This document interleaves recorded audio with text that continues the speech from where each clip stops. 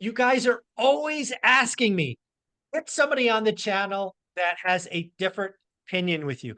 Folks, I try, I offer, I have offered $10,000 for charity to get some of these folks on the phone. But you know what? Melody Wright keeps coming back. She has a unique set of experience that I do not have, that we all need to be paying attention to. Melody, thank you so much for coming back to One Rental at a Time. I appreciate it. You got it. Thank you for having me back, Michael. I think it's really important for both sides to keep talking to each other. I agree. I think the value comes when people are when they disagree, but can stay respectful, Correct. which I appreciate. Well, the Yeah. first thing I want to get into, because we haven't talked since January, is about your area of expertise. Again, for folks that don't recall, you spent a lot of time in the lending game, in the workout game, and you pay special attention to FHA delinquencies, 30, 60, 90 days. This is where problems will probably show up first. This is where you have experience and I do not. So please catch us up what's happened roughly through the first half of the year. Sure. So we've seen delinquency remain sticky, and so last year we were seeing delinquency go up. And when I say last year, I'm talking about in December 22, we started to see delinquency go up, but then we had tax and bonus season, and that largely got caught up in the spring of last year. Then in June, we started to see people crossing that 30 plus day delinquency, which we call the death cross, because that's when you're giving up on your credit. And it's a real decision. I mean, because people often will do everything they can, sell plasma, whatever they need to do not to cross that threshold. And we started seeing those tick up this time last year, actually. And so what you've seen happen this year is we saw a tiny bit of catch up, not as much as we did last year during that bonus season. But what we're seeing less of right now are cures. And what I mean by that is you will get people that get delinquent, but then they cure and go back because there's still $5 billion of homeowner assistance funds out there. Really? Meaning, and Still? oh yeah, it might be like Wow. 3 billion because they're like a Billions, quarter though. Yeah. behind in reporting. But essentially, like I see it in my client books all the times, borrowers are getting reinstated or caught back up by homeowner assistance funds. But what you're finding is that those numbers are becoming less and less and less. And delinquency is getting stickier. Black Knight just did their mortgage monthly monitor, and in that, they also they said delinquency was down, but they said, but we're not seeing cures. And that is really a big warning signal for people that aren't paying attention. For FHA specifically, this just doesn't make any sense. If I was a regular consumer or a regular consumer of information out there, I'd be like, what do you mean 1 in 10 FHA borrowers are delinquent? A population that's doubled since 2009. Well, and they had the COVID forbearance, which is 18 months of, they didn't have to pay. Then they could put it in the partial claim, put it at the back of that lien without any interest actually accumulating to be paid off when they sell it or pay off. Or they could do a 40-year mod, which everybody thought was the cure for some reason. That thing can't cure anything. Looking at those make me absolutely nauseous because the payments barely go down and you're adding 10 years to the back end. So, and everybody just thinks, hey, it's temporary. I'll refi, I'll do XYZ, it'll all be fine. But the problem is those options may not be available because by the time that maybe they can refi, they can't even afford to close anymore. And so what we're definitely, and by the way, Fannie and Freddie are also joining the party. What happens with Fannie and Freddie, which we call conventional, is that they're much higher balances typically. And so you can hide the distress for much longer. But the other thing that I talk a lot about, Michael, is that we don't have the full picture. So we have the Fred series that shows us delinquency. That's for commercial banks. As we know, lending transitioned from the banks to the non-banks because of Basel III and heavier capital requirements. Mhm. And so then you have Black Knight, who they say they have 80% of all servicing that they're tracking. Great. Well, who do you have, Black Knight? Because the product mix makes a difference. Do you have a lot of the specialty servicers? Do you have a lot of the banks? Well, they won't tell you, but you can look at a schedule and, depending, I don't know if I can find it in time, but I can bring it up for you. There, you look at a schedule of actual delinquency by servicer, and this is put out by Inside Mortgage Finance. And sure enough, you can look at Chase. It's tracking the Fred schedule, which by the way is at Q3 2006 delinquency. Oh, But yeah, exactly. And and I started in Q3 of 2006. That is when I started, and my job became watching my yeah. books, watching their credit scores go down, watching their home equity go down, their loan to value go up. And they weren't doing anything. It just, the home prices were correcting, or started later, much later to start to correct. And so, we're basically in that same spot if you look at the banks. But when you look at the non-banks, you can look at specialty servicers like FCI Lender Services. They service, your non-qualified mortgage, which that's your, so supposedly your private, Mhm. market. And they also service private note sales, a market that no one has been able to size or scope or understand. And I'm hoping to do so at a conference at the end of this week. But you look at them, they're at like 32% delinquency. You look at like specialized loan servicing, who I used to work there. They have a mix of like government product, but they also are a specialty servicer. Like a lot of times what your banks will do is they'll send off their really bad stuff to a specialty servicer because they just have those. Well, they're at over a 7% delinquency. Black Knight's tracking around 3 point. I forget because I just think it's silly because they also don't include foreclosures in their overall delinquency rate. Now they say that in a footnote, but just so you know, that's Yeah. that's how they do it. And I think it's about 3.6 or something like that. But my point is, they had way less than what they have today. So when you look at their historical numbers, they're not representative. And so maybe they have 80% of servicing today. I would question, I know some of who they don't have, and it's important. Let me just put it that way. That's important. And I think that we're not seeing the full picture. So, as much as everybody is out there in the press saying delinquencies are at all time lows, I think that's largely because we are missing huge chunks of the picture. And I can see in my client books that delinquency is getting sticky. And I know that was a really long answer, but it's No, it's also great. That's why you're here. complicated. This is a part of Yeah, the business that I have zero experience in, and frankly, don't want to get experience in. So I love the education, the insights. I mean, there's a lot that you said there that I want to go poke at again, sure. just to kind of dig into just a little Yeah, bit more. absolutely. So earlier you said we're at 2006 delinquency levels. For folks For that the don't commercial remember, banks. Yeah. right? For commercial banks, just for folks remember, 2006 wasn't a particularly bad year for real estate. No. That was like, to your point, that was like, that's where the domino fell and it started to get worse and bigger dominoes fell into '07, '08, '09. So hence the comparison. Yep. What was the, do you remember roughly what the peak was like at the absolute worst, '09 or 10, whenever that was? In terms, so this is what other people, and this is, I was going to actually try to find this presentation to bring up some slides for you, and I will while I'm talking.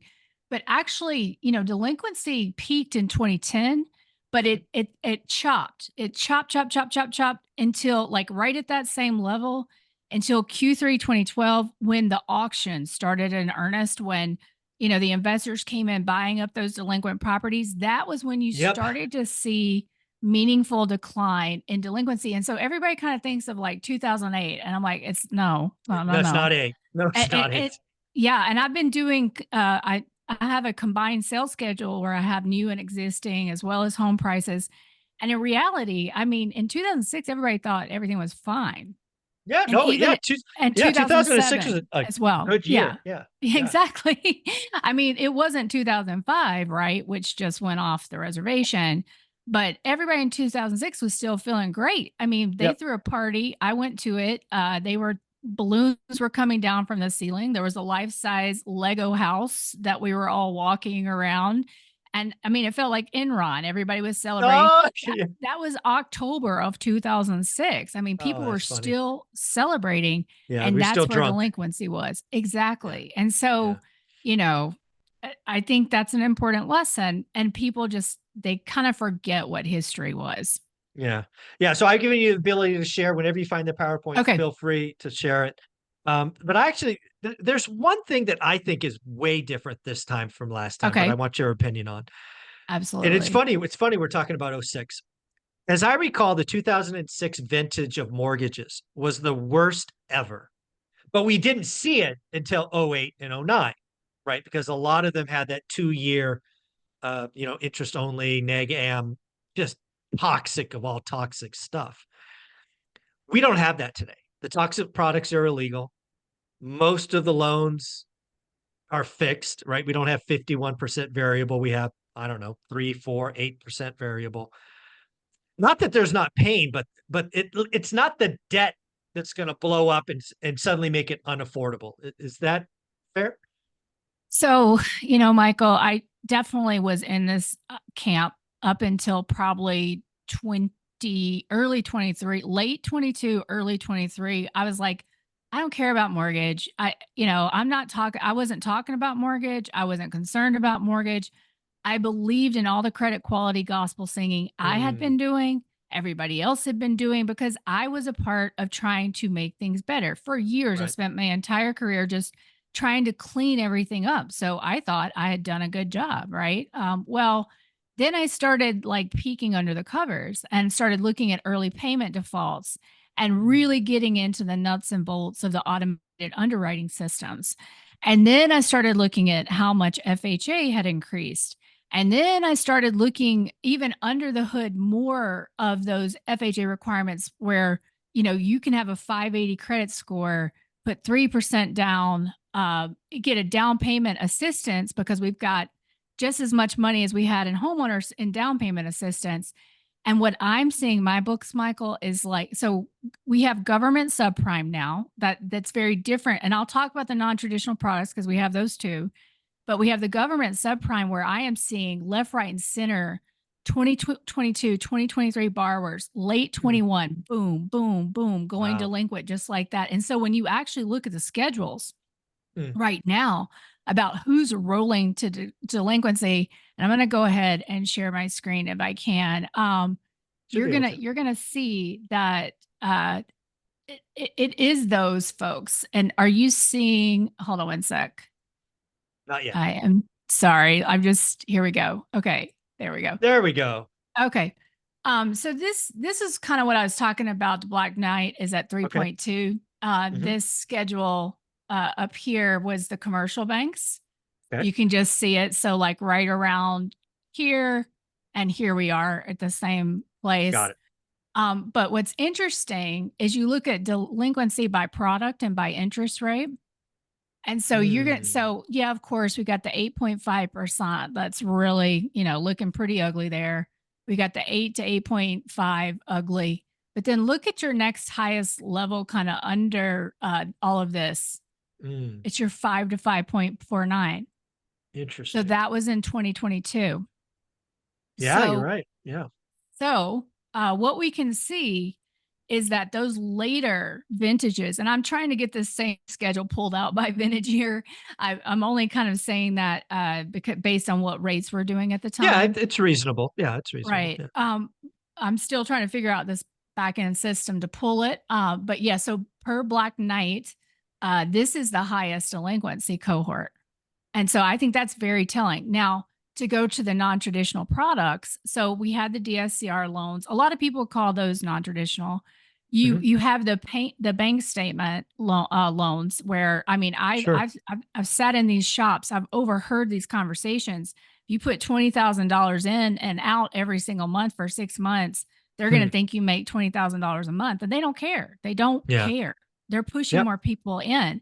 Hmm. And then so that's what we know about. That's the non-QM space where they're absolutely doing what I would call non-traditional products. We Sure. also Absolutely. know, yeah, credit scores were inflated because of the not reporting of, all of these various delinquency events. Hmm. But then let's talk about private notes. And Okay. these guys, Michael. It's the sub two. It's Hmm. it's these people that are doing seller financing. It's people that are cold calling. They're using something like Property Radar. They're getting Hmm. addresses and phone numbers of people where a notice of default has been Yep. filed. And that's the other thing that I forgot to mention about delinquency is that all of the agencies are also doing non-performing loan sales. Oh, And so what wow. they'll sell them out. And so the most recent buyer of the last Fannie Mae deal was Pretium. Okay. I don't Everybody know should them. know who they are. I don't know them. They play around in single family rental. Okay. But the deal with them is when this happens, you're basically told you can't foreclose for 2 to 5 years, depending on which agency, what the Oh, terms are. wow. Wow. And so Okay. this has been going on since 2015. This has in essence been going on since 2012, but we've made it systematic. So HUD calls them single family loan sales. They do this for just the regular non-performing, but they also do it for reverse mortgages. And in fact, if you're looking at this left-hand, Hmm. graph, there's this thing called FHA project. They don't tell you what that is, but I'm fairly certain that's from the failed reverse mortgage lender Oh, right wow. there. Okay. And that's what those are at a 16% delinquency. Hmm. But, my point being that like we don't know true delinquency. We don't know what we haven't had real estate owned the way that we did before because they're slow rolling. They figured out how to mitigate the losses to the banks and the agencies by doing these sales out to the private market or to nonprofits that are backed by sovereign wealth funds. Mm. And this is how they keep kind of delaying the game. So, but coming back to non-traditional products, again, those private note sales, I believe. So I'm going to be meeting with the conference organizer on Thursday of this week. But just talking to him, this market could be as big as a trillion. And if you think about the biggest origination year we had in mortgage, it was 4.4 trillion. So if this market is at that size, and what we're hearing there is that delinquency is increasing, then there's a huge chunk of the market we don't know yet. So I think, Michael, we're going to wake up and we're going to say, okay, yeah, they weren't playing in the regulated market because they Hmm. figured out they couldn't. They Right. created their own marketplace. Yeah. So let's talk about that a little bit. Again, correct me if I'm wrong. Again, we talk about FHA, Fannie, Freddie, single family homeowners. They can get in for 3.5%, 5% down, right? Conventional stuff. This non-QM, DSCR, bank statements, usually 25. I'm sure you could find some that would do 20% down, but these are not the same kind of LTVs as a conventional loan. Is that fair or no? Oh boy, Michael. No, I Way mean, wrong? Okay. oh gosh. I Oh, mean, wow. I could probably Cool. send you email solicitations. Wow. They went to about, I'd say 15% last summer that they Okay. did. They like kind of tightened things up and said, but they were doing, 15's the tight? Oh my goodness. Okay. oh yeah, they were doing Wow. tens, they were doing arms, they were doing interest only. I Not mean, good. you go diving into these non-QM securitization schedules, Michael, like on Fitch, they're doing it all. It's Okay. all the same stuff. And it's hilarious because and this will bring me to that Freddie program. It's like everybody but you and me and a couple other people have forgotten what happened. And so they're like, "Oh, let's do second liens. That's going to work out well for everybody." Meanwhile, you also have another article about zombie foreclosures in the same week, which are those orphan second liens that my company, we sold them for 10 cents on the dollar. They're orphaned out there all over I mean, I still find them today and they Wow. can foreclose. And a lot of them have been waiting and waiting and waiting for exactly this moment Yeah. where it makes sense. So I just think what's happened is people are fighting the last war. They're Mm. looking in those places. They're not really looking in these other kind of, newer places for this information. And I think that people are going to be surprised that there's been a lot of things that have made that delinquency look lower. And we won't have any idea about it and probably Yeah. until November, I'd say the 15th or something like that of this year. So Oh, what happens in early November? I don't know. I don't I know. don't know. It's shocking. Yep. So it's really funny. So I think there's a lot there. And again, that's why I love having conversations with people that are knowledgeable. When I look at conventional market, I don't see the same setup. So it's nice to get your opinion about some warning signs there. But your point about the DSCR, the non-bank, whatever the heck you want to call those, potentially being $1 trillion, I would have never guessed that. I wouldn't have Yeah. not guessed it was that big. So that, because again, I know these guys, or at least I know some of them, Right.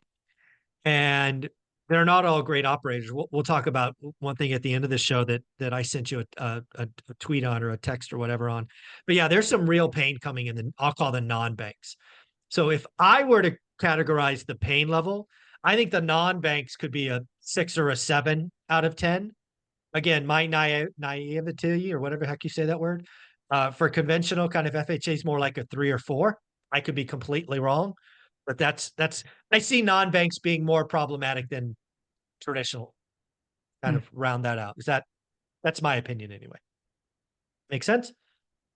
It makes sense, but with FHA right now, which is different than Fannie and Freddie, like you're saying, we're already at over 10% delinquency, which that was the peak in Q3 2010. And so was at that Okay. around. So what I think for those conventional borrowers is, barring some sort of productive new employment that we're going to get out there, what I'm seeing in my client books is the property taxes and insurance are Oh, yeah, crushing them, and they can't afford it. And they're trying to get caught up, and they're trying to get caught up, but they can't. And then they turn around and try to sell. And, yeah, most of the markets are frozen at this moment. I mean, there's some on the move, don't get me wrong, but a lot of them are still on the buyer seller strike. yeah. They just, and they're like, oh crap. Well, that equity looks great on paper until you Right. need to access it. Until you And a need to lot of sell. them Yeah. can't actually afford to refinance even into that higher rate, because they Yeah. can't afford the closing costs. Yeah. Totally get that. I am curious, the more and more I play with this, 1 in 10, that's clearly alarming. I'm gonna guess, and again, I have no idea, probably oriented towards a couple of states, i.e. taxes and insurance. Probably Florida's high up on the list. Texas probably high up on the list. I mean, in California, where I am, I've had some of my insurance go up 40%. Yeah. Thankfully, Prop 13 protects that other side. Um, but yeah, But if you're a recent homeowner and you missed that oh, supplemental tax roll, you are in pain right now. Yep. yeah, yeah, definitely in pain. But I mean, I don't know if you have the data down to that level, but if I were to guess the most problematic state right now, it's probably Florida first, Texas second. But again, I Are don't you look at it that talking way. from delinquency or Yeah, just the increase? Yeah. delinquency. So actually, your southern states, like I say southern, but your Mississippi, Okay. Louisiana, Louisiana. those Yeah, states, like you are seeing increase like over the average delinquency in places like Dallas and things like that. But in reality, you've got your biggest delinquency are in those poor, very poor southern states, and it's kind of creeping into I did Texas read and that. creeping Yeah. into Florida, Okay. because they're not number one right now, but they're they're not at the bottom either. So they are. It is higher there, but Gotcha. Mississippi and Louisiana always take the cake. Got it. Okay. So That's good to know. I had read that. I had forgotten about that. Louisiana was, I think, number most one. people forget about the state where I was born, Mississippi. Oh, Though. not on purpose. Not on purpose. No, no, no. I Uh, mean, I I I know. try to I'm just forget it teasing. too sometimes, but I'm just kidding. Just kidding, Mississippians. Proud of where It's I was just a born. joke. Just a joke. Yeah. Just a joke. So actually, I want to go back to something I think we closed on in our conversation in January, where you gave it wasn't an official forecast. It was just, off the cuff. And as for memory serves, you thought 2024 might be a down year of 5%, but you were really pointing at 2025 kind of being where we're going to have to pay the piper. We're roughly halfway through this year. Just curious, what are your thoughts on that? Yeah, so I finally got a hold of 25-year history on existing home sales and new home sales, and I've been doing some really fun data modeling. And prices rose during the worst year of the GFC. So did sales. I mean, this is a very seasonal business. However, they butcher the seasonal adjustments and the Yeah, numbers. yeah. So I still believe we will be down. Now people are like down year over year. Yeah. I mean, we're going to be, I believe that overall in aggregate, we're going to see a home price decline of approximately 5%. Now, if you're looking at Case Shiller, we're looking with their results today. That includes sales as far back as November, and it could even be even further back because of the delays at the county and the way they get that data. And Okay. so I think that what Case Shiller is showing us right now is actually that increased activity at the end of the year because it's an index, it's not a Sure. absolute series. So that is showing us the momentum that we got picking up at the end of the year. But Okay. what you're seeing, like so I track 82 cities and I use Redfin data as a way to try to see how my cities do to the national averages and in different Mhm. indices. And so month over month for my cities, we had the only difference was a 0.04% increase month over month for my Okay. median income for my cities. You look at new home sales, we essentially saw a revised up increase and then a decrease. That was some craziness, Yeah. you know. Yeah. And then we're looking at NAR, existing home sales. We're looking at that home price being up, but not still reaching its seasonal high of last year, which happened in June, Mm. or the high back to 22. Now we might hit that. I don't know, but with the kind of what I would say with existing home sales is they didn't knock it out of the park. No. The Yeah. series seasonally adjusted. They said it came down. I don't care what they say. We still had year over year and month over month increases in existing home sales, but they didn't knock it out of the park to their average. We're tracking. And if you actually look at 2007, things didn't diverge there until August. And I Mm. honestly think that that's what we're going to see is something very similar that might Cool. even be starting right now. And so I still think we'll see a low, like a small drop, and it might be less than 5%, but that's kind of where my head Yeah. is I right like it. now. Yeah. I like And it. Eh, but in 25, yeah, That's the it's pain. a bloodbath. A So bloodbath. All median price across the country. Some states worse than others. I'm guessing. Just kind of historical stuff.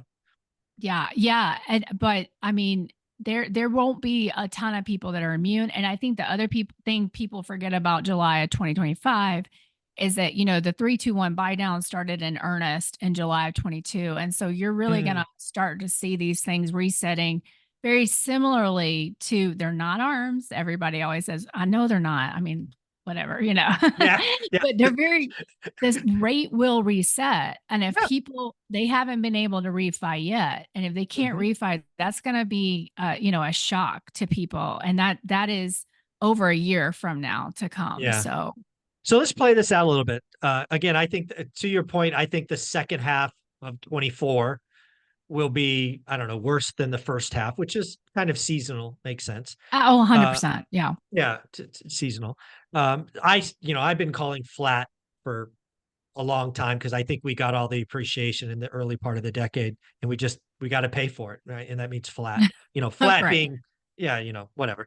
Um, but let's play with 2025 a little bit because again, a bloodbath uh, likely means we probably have an official recession.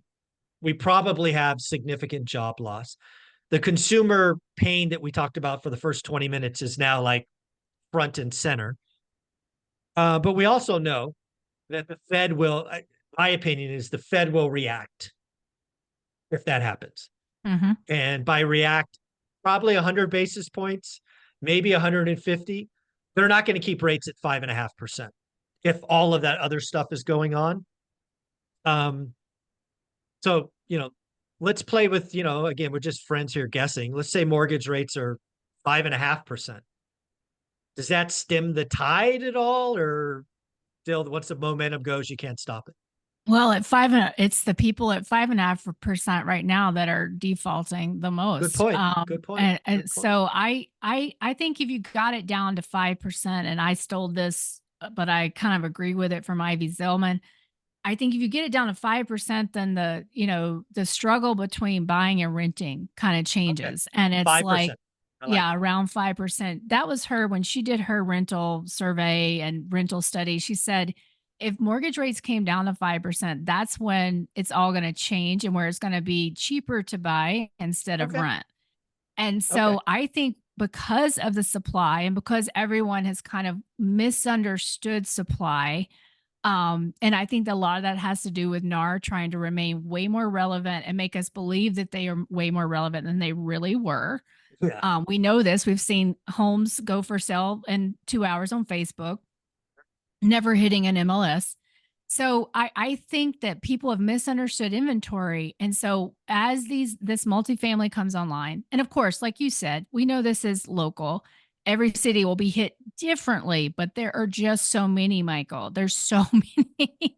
But we're gonna have so much multifamily. We're gonna have so much long-term rental. We're gonna have so much that build for rent. Plus, Mhm. we're gonna have those 15 million vacant properties from the boomers that they don't want to carry anymore because of the carrying costs. Like all that's going to happen at the same time.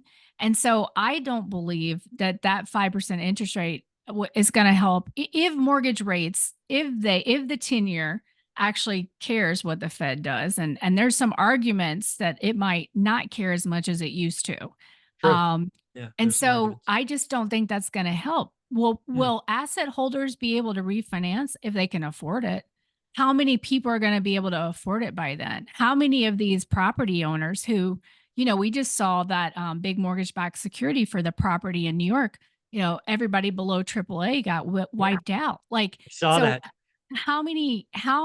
like, and if you drive around this country and you go to these cities and you look around at all these vacant buildings, like, so how many people are going to be impacted in their own finances because of these things? So I just don't think the Fed's going to be able to stop this train. I mean, I Okay. don't think what they do is going to matter at all at this. I mean, this could make it worse. Don't get me wrong, but I just think this is we've gone beyond the pale at this point. Okay. All right. So Bloodbath 2025. I like it. Let's talk about this Freddie Mac thing. Yeah, For folks that don't know, Freddie Mac announced the desire, I guess you would call it, to create a second loan product only for Freddie Mac loans, at least initially. Who knows if that might initially. change? Yeah, Yeah. might change. But yeah, they're looking to allow mortgage holders who have equity and don't want to sell or do a cash out refi to get a Freddie Mac second.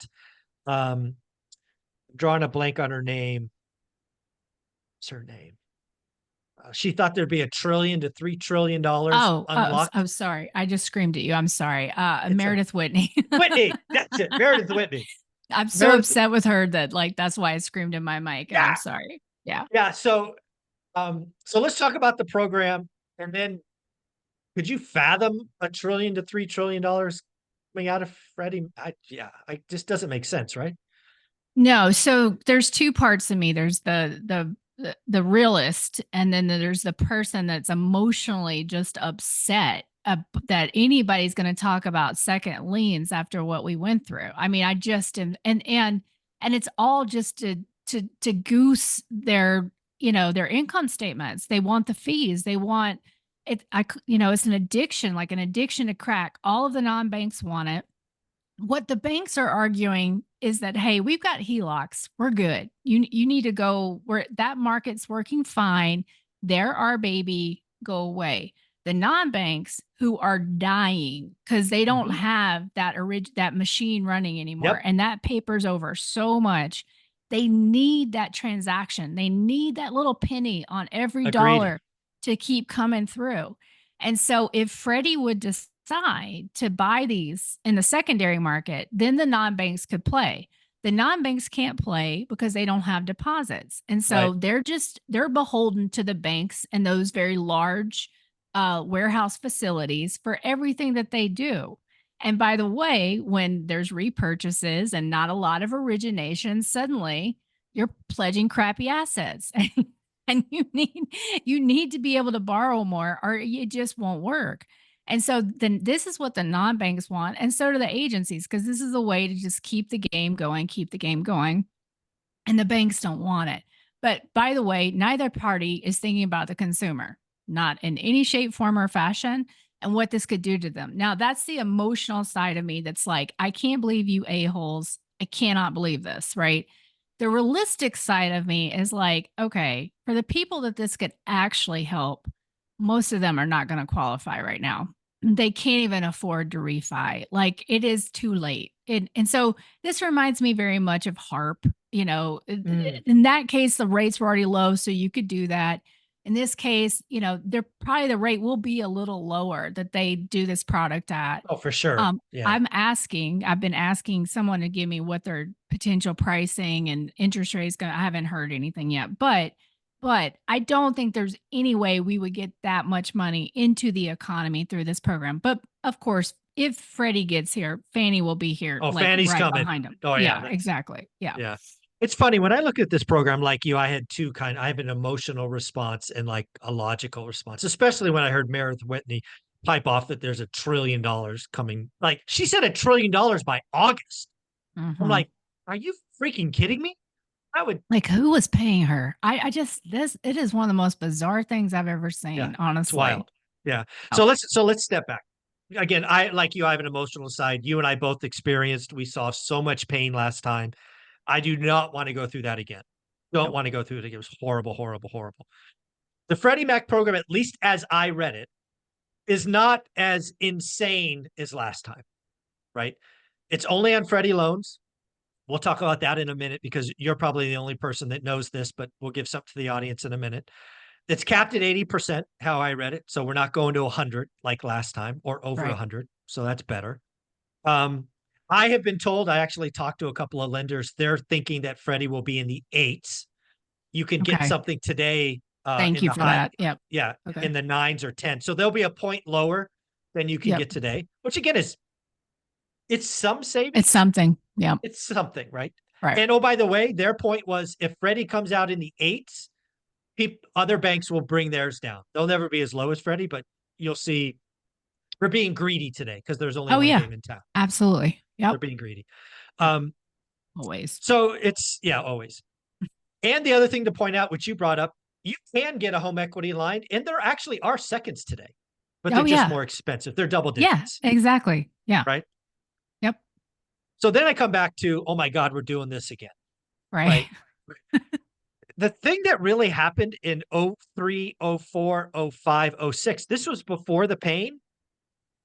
People looked at their houses as ATMs. Oh yeah.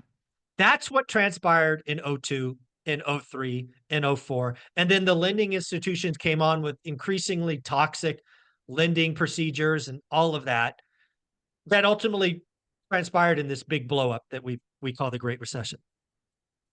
Um, I don't know that Freddie Mac's program standalone is more than a fart in the wind. It's certainly not $1 trillion. It's going to help some people. They probably would have gone somewhere else anyway. Let them save some money. But to your point, what happens next? Right. Danny, her big brother Right. or big Right. sister comes in. Right. Then all the other lending institutions. So to me, Freddie Mac's program by itself, standalone's not a problem. It's what it signals, having been through 02, 03, because you're going to do 80% today. Well, somebody's going to do 85. Somebody will do 90. And then somebody will do 90. That's like, do we really want to go down this process again? So I guess And at the end of the in a day, potential home price deceleration, to your because that point, is yeah, exactly what yeah. we did last time. It's like, why are we It's doing this? right. And it's like because it's 80% today, but if you're in Fort Lauderdale, Ooh, yeah, look you are out. gonna be down a bit more than that Yeah, probably you could here be at the end of underwater. this Yeah, season. And so that's what happened you're so right. quickly last time. And by the way, everybody forgets we've already done equity withdrawal. It's just Yeah, nobody's talking about it. I mean, yeah. 1.5 million borrowers took the payment deferral, which was the workout for Oh, the forbearance. yeah. And so you can 18 months of payments, Michael, in California. I mean, that's That's no about joke. That's 50,000. that's Right. 50 Yeah. grand. Yeah, that's 50, Yeah. So maybe that's more. 50 grand. So think about that of your 2002, 3, 4, 5. Because in essence, what we did instead of waiting, instead of them asking for that check or putting their debit card into the Mhm. ATM, we just gave it to them this Gave it to time. him. Yeah. And so that $50,000 is sitting at the back of and you're now seeing on social media people going, wait, what is this thing? Because they just Mm, signed, they signed. And servicers can't, they don't do a good job of saying, here's your combined loan to value. This would yeah. remind people of piggybacks, Yep. silent seconds, because this is what Sure. it is. It's not recorded, it's a silent second. And so for 1.5 million borrowers, we've already done equity withdrawal that nobody is tracking. You can't find it in the numbers. You can't black. Mm, They stopped doing the Fed report, so we don't know that's how a much good it point. is. But Yep. I can look at it and I can tell you it's not insignificant for the borrowers that I see every day. So there's that. So, Hmm. and then that's what we were, some of us from inside, like servicers, like the 10 of us that understand all this stuff, we're joking. It's like, is Freddie going to want to be in a third lead position? Because in essence, Yeah. it'll be a third behind itself. Well, Um, let's talk about the yeah. little tweak in Freddie's program that I think you're probably one of 10 people that probably caught it. Freddie Mac only wants to put a second on their On, first. uh-huh. Yeah. But The guess what reason, they'll do, Michael? I'm all right, sorry. tell me. I'll So, calm down. yeah, Go ahead. so the reason that that's important, or at least to me is important, is it means that if they have to foreclose, they don't have to negotiate with anybody else. A lot of the pain from last time is when you had a first at bank A and a second at bank B, they didn't agree on whatever the haircut was, and which led to more losses. If Freddie's the first and Freddie's the second, that makes it a lot easier process to clean up and foreclose. Is that fair? Until they risk transfer, which is they already do that. They already sell like non-performing loans into different securitizations. They already sell non-performing loans. Do you think when they need cash, because by the way, they're Yeah, that's making true. money hand over fist right now, they are, but they still aren't meeting their capital requirements. And if they want to get out from under the thumb of the government, they have to do that. So don't you Mm, think for a minute that when they are trying, we're getting near quarter end, we need to make some cash. It's the yeah. same drug. I mean, it was Bank of Wow. America last time. I mean, Yeah. it's just they're gonna sell them. They're gonna sell Okay. them. And Uh, and so I mean that could be 6 years from now, but I see it happening. yeah. This is why you're here. This is the insight, the experience that I don't have. So I appreciate that. I want to Thank actually you. bring up what I sent you in a private note Yes, on please. X or Twitter because I think this is really important. This is where dude, we repeated the same stupidity and nonsense from '06 in a bigger asset. And we're going to go through that right now. So we have an entire market, AKA commercial real estate, that was taken over by bridge debt. I had a call with a bridge debt lender, somebody who manages portfolios the other day, and he said, Michael, there's entire bridge debt portfolios underwater. These idiots in multifamily did the same stupid stuff we did in residential in '06. Short-term variable rate debt based on stupid assumption. One example, Miami building sold in 2018 for 10.2 million. Makes sense. Sold in 2022 to 20.1 million, roughly a double in 4 years. Today, that building, because it was bought value add, which all these stupid assumptions were, is 80% occupied and falling. Nearly no value add's been completed. Best case building is worth 13 million as of today, which means everybody loses. And I did a quick back of the napkin math. I wouldn't write an offer for more than 9 million. There are LPs, aka equity, that are 100% gone. If you were using floating rate bridge debt to get your deals to pencil in 22 and 23, toast, gone, garbage, complete garbage. Wow.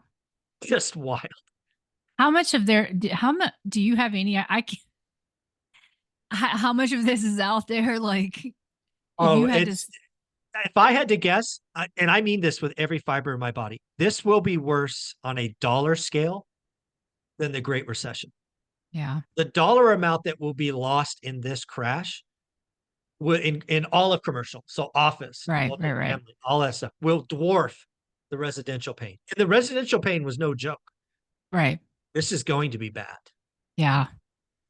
And that's my view. I mean, having visited all these cities, I often say I'm bullish bulldozers because, what we basically did in our hyper financialized economy is instead of like rehabbing old buildings that were, dwindling occupancy, the finance guys, the Wall Street guys, they just wanted the fees. So let's do a new project because we're going to make way more money on a new project. And so let me go to Dallas where I have all this empty commercial and build Yeah. these brand new towers nobody's ever going to fully occupy while I have all this empty vacant buildings all over the city. And then that just repeats all over the country. And so to me, I don't think it's just work from home. I think but part of hyper financialization, if you remember the scene in The Big Short at the very beginning where they just show all the buildings going up, right? Like after the 80s, like that's what this was. We never needed all that office space. Our demographics are declining, and you can talk about immigration, but I think most would argue they're already here. Like, so, that we're dealing with the current reality. So I just think this is, like you say, if, I mean, barring some exogenous event where some of these buildings disappear overnight, like this is going to be Yeah.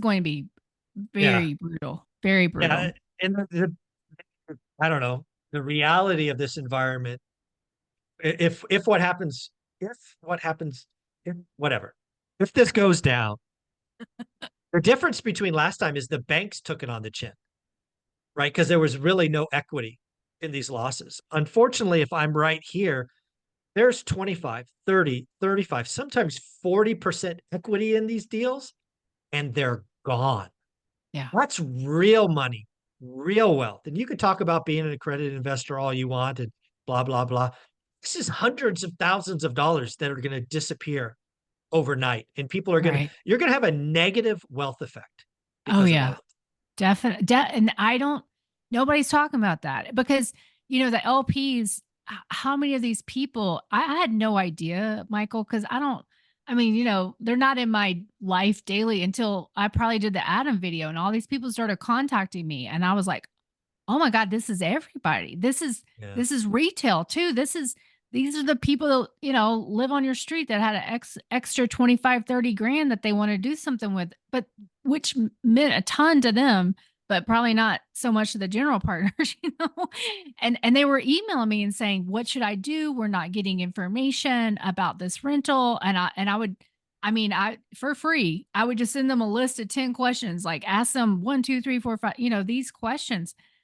I mean, it's scary. These are people's life savings. And it's Yeah. not just the Wall Street guys. They hook, line, and sinked No, some this is the regular problem. retail in there. Yeah. Yeah, the retail investor got involved. It's just Yeah. same crap as last time.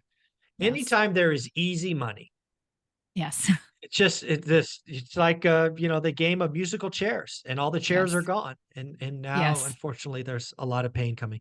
So I Yes. still think that's where the big pain is coming. I think Yeah. multifamily is down 28%, office down 30 something. I think more Wow. is Yeah. coming.